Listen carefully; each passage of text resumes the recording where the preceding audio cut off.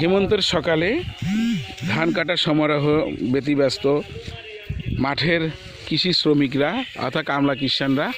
আমি এখন কথা বলবো পঞ্চগড় জেলার বোদা উপজেলার প্রামাণিক পাড়া এলাকার ধান কাটা শ্রমিকের সাথে। একজন ধান কাটা শ্রমিক, তার জীবন কথা একটু শুনবো। এক ফাঁকে তিনি ধান কাটছিলেন, ধান কাটার এক ফাঁকে তার সাথে কথা হয়। আচ্ছা, আপনার নাম কি? আসিমউদ্দিন। আসিমউদ্দিন। আপনার পিতার নাম কি? মোহাম্মদ হাকিমউদ্দিন। মোহাম্মদ হাকিমউদ্দিন।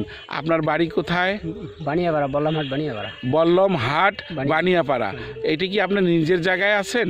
বর্তমান নিজের জায়গায় নাই, মানুষের মাটি। আচ্ছা, বর্তমানে আপনি অন্যের আশ্রয়ে আছেন, নিজের জায়গায় নাই। আমি একটু আগে শুনলাম আপনি একটু অল্প খানিক জায়গা কিনেছেন, 5 শতক জায়গা ধার দেনা করে আপনি একটা জায়গা কিনেছেন। সেই জায়গাটাতে কি আপনি ঘর তুলতে পেরেছেন? না, ঘর তুলতে পারেননি। কেন পারেননি? পয়সা করি নাই, এখন সমস্যায় আছে। আর যেখানে থাকছেন তারা কি আপনাকে চলে যেতে বলছে? চলে যাবে, আমার কাছে লিখিত নিছি যে আপনি চলে যাবেন এতদিনের মধ্যে, কিন্তু আপনি নিরুপায় হয়েছেন। আপনার ঘরটি কোথায় আপনি করবেন?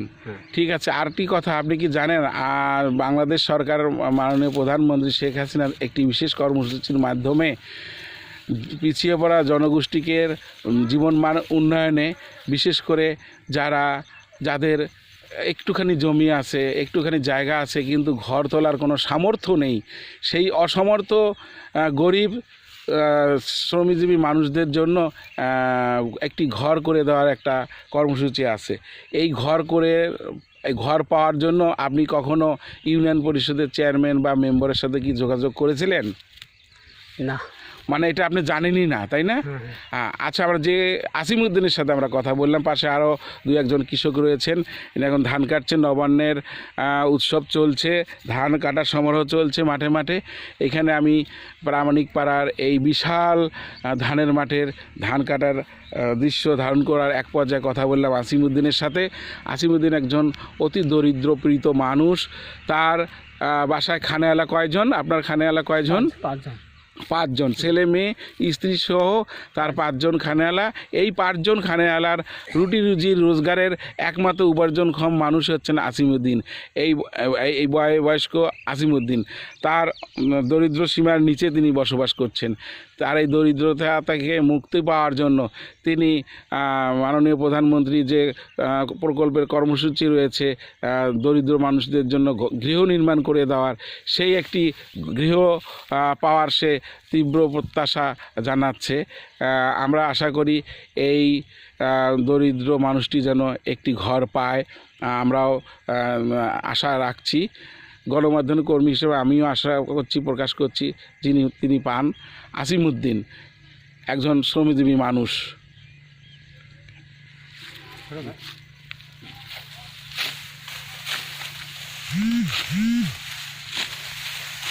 কাঁচির টানে কেটে যাচ্ছেন বিঘার পর বিঘা সোনালি ফসল।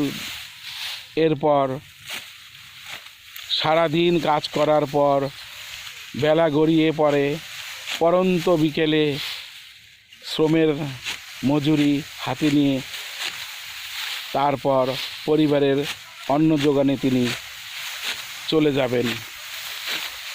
এইরকমভাবেই চলছে তার দিনকাল। আর সব সময় চিন্তা মাথায়, উদ্বিগ্নতায় থাকেন, নিজের ঘর কবে হবে। যেখানে আশ্রয়ে আছেন তারা বারবার চলে যেতে বলছেন। কোথায় যাবেন এই মুহূর্তে? নিজের ঘরটি এখনও তোলা হয়নি। সামান্য একটু জমি কিনেছেন 5 শতক, ধার দেনা, আত্মীয় স্বজনদের কাছে ধার দেনা করে তিনি এই 5 শতক জমি ক্রয় করেছেন নিজের ঘর থাকার জন্য, ঘর করার জন্য, কিন্তু সেই ঘরটি করতে পারছেন না। এইভাবেই তিনি শ্রম দিয়ে যাচ্ছেন আসিমউদ্দিন। একজন আসিমউদ্দিনের দুঃখের দিনগুলোর কথা আপনাদের জানালাম।